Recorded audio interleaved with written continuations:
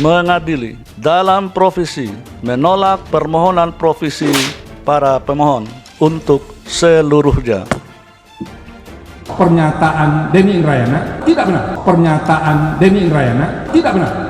Dan polisi harus segera memeriksa dan menangkap Denny Indrayana. Ini saya yang meleset atau sasaran tembak yang bergeser? Nah, kami mau mengatakan tidak benar unggahan atau segala macam itu, tanggal itu sudah ada putusan. Dan yang paling akhir itu buktinya secara angka tidak tepat. Dia mengatakan 63, posisinya itu 71. Mahkamah Konstitusi menegaskan putusan terhadap uji materi Undang-Undang Pemilu belum ada saat Denny Indrayana mengunggah rumor hasil tersebut. Agar menjadi pelajaran, MKPU ingin melaporkan Denny Indrayana ke organisasi advokat dan mendukung penuh proses hukum di kepolisian. Yang kita lakukan kemarin bersama-sama adalah media campaign untuk membantu MK cermat dan memang hati-hati dalam mengambil keputusan. Mas Denny, membayangkan ya memangnya MK masih perlu dibantu. Memangnya MK masih perlu dibantu. Karena itu tadi kami sampaikan bahwa kritik boleh, tetapi hargai juga Mahkamah Konstitusi yang sedang menyelesaikan perkara itu. Apakah kita biarkan selesai dengan begini? Enggak. Nah, kami sudah mengambil sikap bersama akan melaporkan Denny Indrayana ke organisasi advokat yang Denny Indrayana berada. Nah, informasi yang saya dapat kemarin kredibel. Saya bisa bertanggung jawabkan bahwa itu bisa dicek akurasinya. Tapi kan bisa jadi yang terjadi bukan masalah akurasi, tapi sasaran tembaknya yang bergeser. Pernyataan Denny Indrayana itu kemudian terbantahkan dengan sendirinya setelah kita melihat kronologis bahwa putusan itu baru diambil pada 7 Juni. Artinya tanggal 28 itu belum ada pembahasan apalagi putusan. Biar organisasi advokatnya yang menilai apakah yang dilakukan Denny Indrayana itu melanggar etik sebagai advokat atau tidak. Itu bisa gampang sekali dicari pasalnya. Semasuk penjara dia. Informasi A1 meleset. Mahfud MD minta Denny Indrayana bertanggung jawab. Politikus P3 Arso Sani angkat bicara perihal namanya yang juga terseret dalam surat yang dilayangkan Denny Indrayana kepada DPR perihal pemakzulan Presiden Joko Widodo. Apa yang disampaikan oleh saudara Denny Indrayana itu hal yang ngawur, ya, yang tidak berbasis pada kejadian yang sebenarnya. Denny Indrayana lantas meminta maaf soal pencatutan nama tersebut. Penyebaran berita bohong melalui IT itu hukumannya berat tuh. Karena dia nulis di Twitternya. Nah, hukumannya bisa agak gawat, di atas 5 tahun itu. Itu sedang disiapkan, mungkin minggu depan akan disampaikan laporan. Yang kedua, kita juga sedang berpikir bersurat karena dia juga terdaftar sebagai advokat di Australia, ini sedang dipelajari. Tapi nanti biar organisasi advokat yang menilai sikap itu.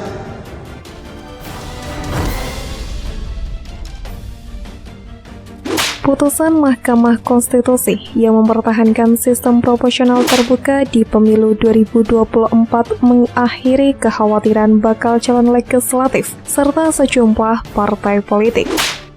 Kini semua pemangku kepentingan dapat melanjutkan tahapan pemilu yang sudah berjalan. Putusan ini juga dinilai memberikan kepastian hukum. MK dalam sidang putusan uji materi Undang-Undang Pemilu, Kamis 15 Juni menolak permohonan sejumlah kader partai dan bakal calon anggota legislatif untuk mengubah sistem pemilu jadi proporsional tertutup atau coblos partai. Sistem proporsional terbuka dinilai lebih dekat dengan konstitusi yang mengamanatkan kedaulatan di tangan rakyat.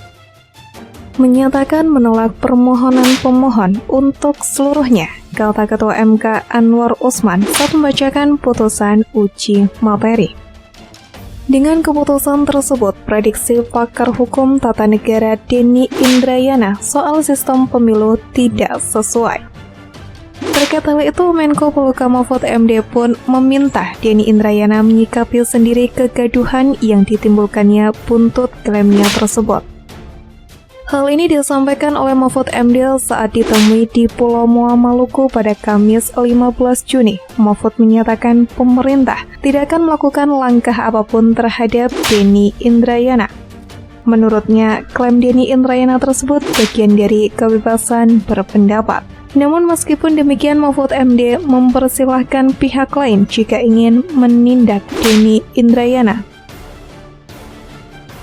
Tapi kalau ada orang lain melakukan silahkan, tapi kalau pemerintah enggaklah yang begitu-begitu. Demokrasi, kita tidak ada persoalan dengan Denny, sambungnya. Di sisi lain, Mahfud MD menilai Denny Indrayana harus tetap mempertanggungjawabkan sendiri apa yang telah dilontarkannya. Pemerintah tidak akan ikut campur soal klaim Denny Indrayana soal sistem pemilu yang sempat membuat geger itu. Untuk saat ini diketahui memang MK akan melaporkan Denny Indrayana ke organisasi advokat tempatnya bernaung, buntut dari cuitan Denny Indrayana. Keputusan untuk melaporkan Denny Indrayana itu merupakan kesepakatan para hakim konstitusi. Hakim MK Saldi mengatakan pihaknya ingin mengetahui apakah klaim Denny Indrayana terkait informasi MK bakal memutuskan sistem pemilu tertutup adalah bentuk pelanggaran kode etik advokat. Tidak hanya organisasi advokat di Indonesia, Saldi juga menjelaskan pihaknya juga bakal menyurati organisasi advokat di Australia yang kini menjadi tempat domisili Denny Indrayana. Kendati demikian, dirinya menegaskan tidak akan melaporkan Denny ke kepolisian lantaran sudah ada pihak lain yang melakukannya. Namun tetap saja bukannya meminta maaf atas tudingannya, Denny tidak sependapat dengan penilaian tersebut.